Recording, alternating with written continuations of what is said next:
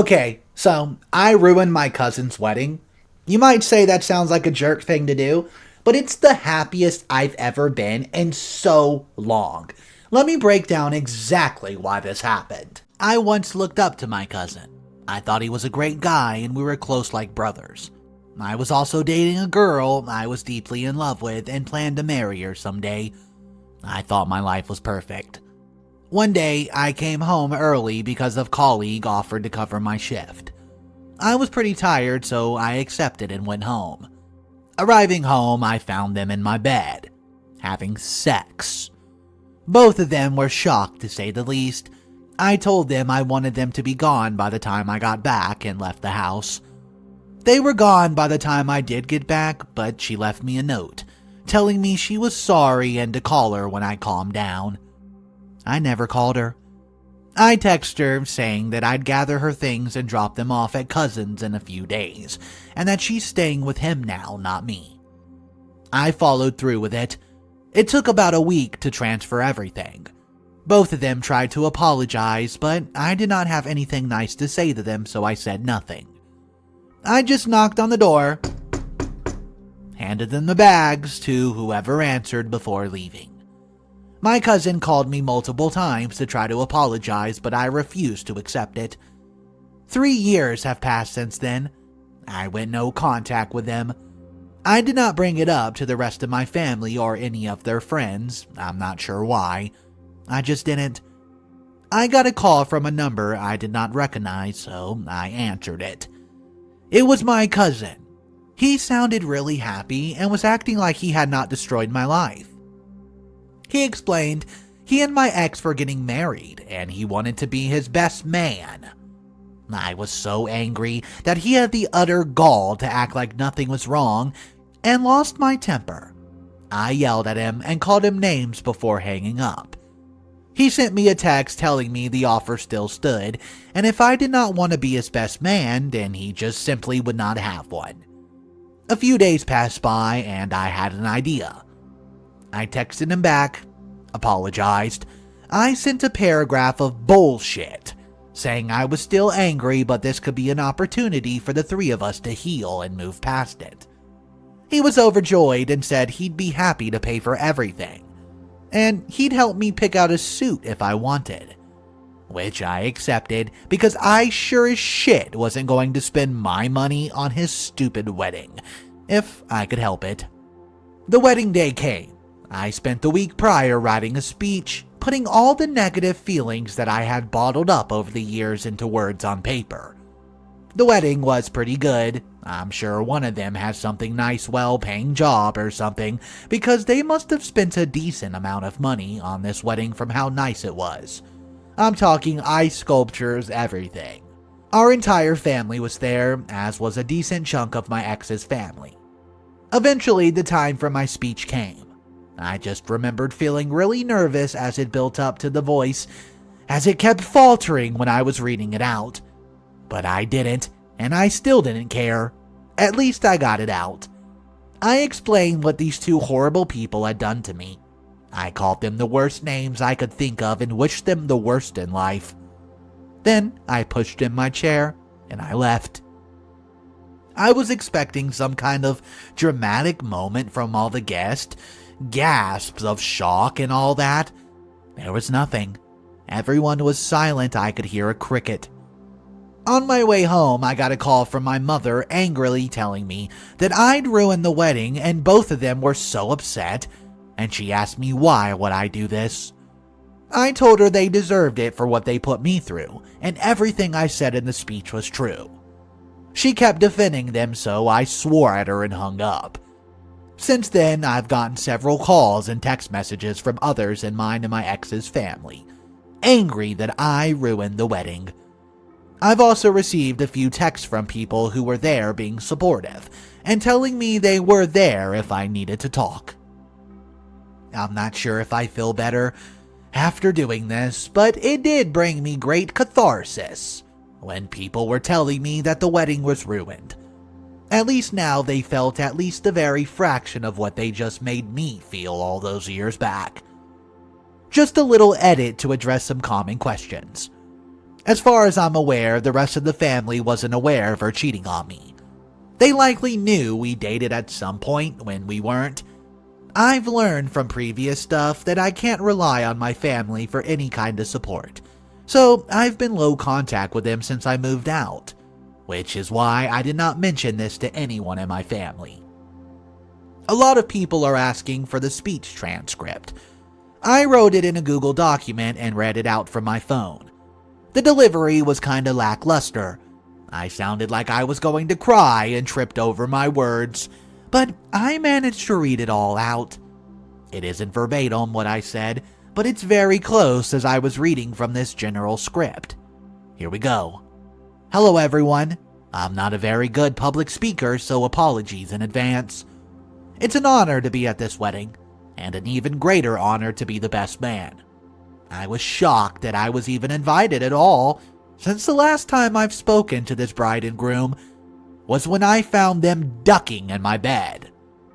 She was my partner at the time, you see, but I don't think she got the memo that when you're dating someone, you can't duck their cousin in your partner's own bed.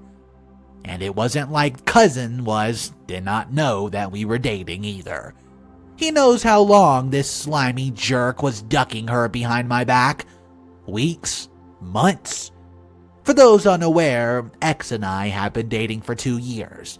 I loved her with all my heart and was actually saving up to get a proposal ring. Maybe if X wasn't such a beep, cousin would be giving this speech instead, and I wouldn't have been struggling with mental health for 3 years. Anyways, I've heard 50% of marriages end in divorce. I hope yours is a messy one. From the bottom of my heart, duck you both. You ruined my life and I'll never forgive either of you. Hey guys, Mr. Reddito here. Yeah, that was an intense story. There's an update for this that I managed to find. If you're enjoying this story, click that subscribe button, click that like button, as it's the 2 best ways to support me. Here's the update. Hey, it's been a while. A lot of shit's happened. I haven't logged in for a while other than to look at messages I've gotten whenever I see notifications in my email. It's helped and it's good to know that people still think about me all this time later after reading words on a screen. Hell, the most recent private message I got was 4 hours ago as of typing this, and the most recent notification on my post was 10 minutes. I haven't responded to any because I don't really know how to be doing so. I'd feel bad just giving a short thank you, and I'm not really creative enough to come up with over 20 good responses. I do appreciate the support and words. Some stuff has happened since the whole mess that was my cousin's wedding. My mom tried to talk to me. She said she saw the post that I made. I pushed her away for a few days before finally speaking to her. I'm struggling to find words to describe how things worked out between us. The easiest way to explain it is that we agreed to disagree on whether what I've done was correct. I got a mixed message from those who weren't present at the wedding, some supportive and some telling me off. I was struggling a lot. I've just come back to simply functioning, like I was before the wedding. After I came down from getting my own back, I don't at all regret what I did and still feel satisfied that I got payback. I was making plans to take my own life about a month after the wedding. I hadn't told anyone for obvious reasons but my mom, uncle, and cousin. Same cousin whose wedding I ruined. Came to me and told me they'd pay for a private counselor since the mental health department of the NHS is under-equipped to say the least. I went to therapy, found a counselor who was very helpful. He taught me a lot. I got diagnosed with PTSD, caused by the discovery of the affair. He's been a big help and has encouraged me to give casual dating a try, just to build confidence in myself and get used to rejection as a normal part of life. I signed up to a few dating sites, although I'm avoiding Tinder like the plague. My counselor specifically suggested I stay as far away from Tinder as I possibly can. I've not been very successful in that avenue, but it's pretty much in line with what I was expecting. I've talked to a few people and even got a date scheduled, but she stood me up and ghosted me, which hurt. I'm doing good though. Much better. I don't have suicidal thoughts very often anymore. Whenever I'm feeling especially crappy, I like to pop open the old post and read your supportive messages. That's all for now. I'll probably start using this account on a more regular basis, so you may get another update. Guys, I don't know about y'all, but I felt reading this a roller coaster of different emotions. Revenge, sadness, guilt, I don't know, heck, drama. This story was absurd. Let me know what you think of it. Do you think OP made the right decision by going through with this plan and pretending to be the best man and presenting this long-waited speech? Drop your thoughts down below, as I love hearing them. Here's one comment. I mean, it doesn't sound like it brought him a bunch of happiness. Then, comment 2 replies, my armchair psychologist opinion is he wanted to reconcile with OP and for some reason did not think the whole cheating thing was that big of a deal and could be resolved with what he perceived to be a favor. Or he wanted to rub the whole thing in OP's face, I don't know. So let me know. Do you think the cousin did this to rub it in OP's face? Or was he doing this in some sort of weird way to reconcile and say, hey, I'm sorry? Drop your thoughts down below. Our final story on the day is an HOA drama. If you're new to the channel, smash that subscribe button as we do this sort of thing every single day. Here comes the final story. My parents lived out in the sticks, about an hour from the nearest major city. They were hippies back in the day and had taken off-the-grid lifestyle pretty well. They bought a bunch of land as an investment, but after a half a decade, it barely changed in appraisal. So they decided to live on the property instead. It ended up being where I grew up. After I moved out and started my own life elsewhere, a house development moved in nearby selling a similar lifestyle. They bought hundreds of acres and split everything up, building homes and selling them off to city folk looking for an escape. These lots completely surround my parents' large property. Of course, they established an HOA and tried to get my parents to sign in and join a number of times. They put their little clubhouse right next to them and had their fancy entrance right alongside their property. Fast forward 5-ish years. My parents still have not joined. The neighborhood ended up being pretty successful and the HOA is pretty loaded. So they added a church with a giant cross out front, a gym, a pool area, an outside theater thing, and a little park, but are now running out of room on their lot of land. Skipping over some details because this post is long. Basically, the HOA board members were jerks to my parents this whole time. I think they were trying to get them to either join or leave to buy the land, whichever came first. They called their property, quote, an underdeveloped eyesore, and tried everything they could to make their lives hell for no apparent reason. My parents kept to themselves and never bothered any neighbor. Last update. My parents gave in. They signed by law and joined the HOA. I don't know why. They don't seem to know why either. But they signed the papers and within weeks, had 4 letters threatening fines and fees if the parts of the property closest to the clubhouse weren't, quote, cleaned up and deforested. Being nature lovers, my parents did not want their entire property to be a grass and nothing else.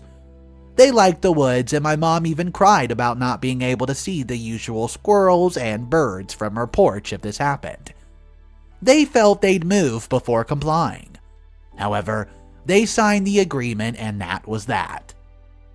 When I visit, I read through everything and found some loopholes. One of them was a landscape clause that had appeared in the last 5 years, long after every other property had been cleared and cleaned of nature, requiring that each plant on the property be identified and pre-approved for removal before it can be removed, to preserve endangered species apparently. So I hired a botanist from the local college. $1,000 to come and identify the plants on the property and give a rough count. Much better than the $6,000 being threatened in fines. Only 2,000 was actually threatened, but reading through everything they technically could find more, and ended up sending more fines later. 88 unique species identified, and by rough estimates, over 1,000 plants that fell into their category of requiring pre-approval. The next day, I set about sending them hundreds and hundreds of emails for each plant to be removed. One by one, everything from tiny saplings to 50-foot birch trees, most with pictures and reference botanist reports for our verification. I got 2 emails for approval of small bushes before they stopped. I kept sending them emails. At least 700 were sent before one of the board members called my parents to talk about it. Instead of backing down, they offered to expedite it and pre-approve everything to be removed. Not what we wanted, but I called their bluff and agreed. I explained this was perfect as I could now fill the property with giant swastikas even sooner than anticipated. Oh, what? Yes, I said, I would like to put swastikas on my property, and getting rid of the forest will make them more visible from the road, clubhouse, pool, and park, all alongside our property. I could even use the wood from the chopped trees to make a giant swastika the same size as their giant cross, which is like 10 feet. You can't do that, they said. That's discriminatory. My parents are Jainists, I explained, and the swastika is a holy symbol for Jainism and has been long before Hitler.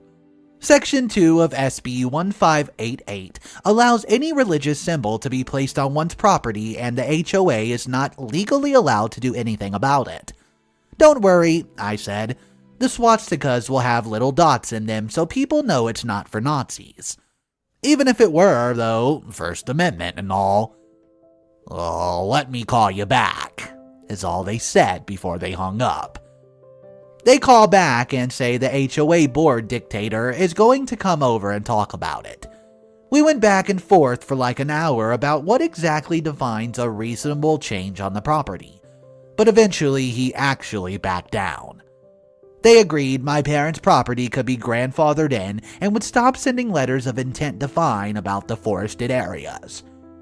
My parents still get annoyed with minor problems all the time, mostly related to trash days and their driveway, but it's mostly subsided.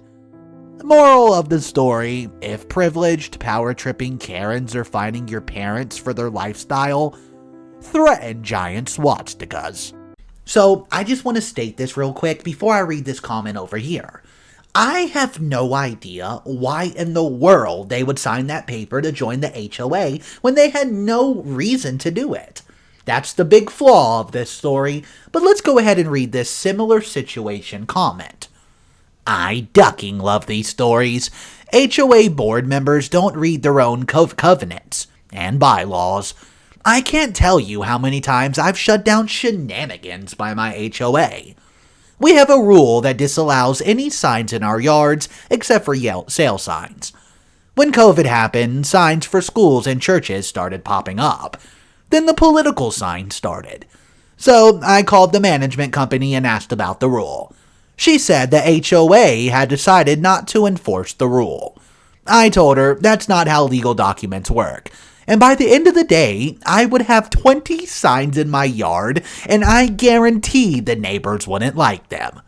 She told me I couldn't do that. I said, why not? You're not enforcing that rule, remember? She said that was excessive and I could only have 1. I asked for the section that specified the number. So she got mad and said, well, I guess I'll tell your neighbors that you don't like their signs and they have to take down their church and happy birthday signs. I said, no, you just have to let me have my 20 signs. Guys, what a hilarious similar situation. Drop your thoughts down below. That's all the content I have for you today. I hope you have a wonderful day, and guys, try something new you've never done before. Tell me about it tomorrow in the comment section. Have a wonderful night.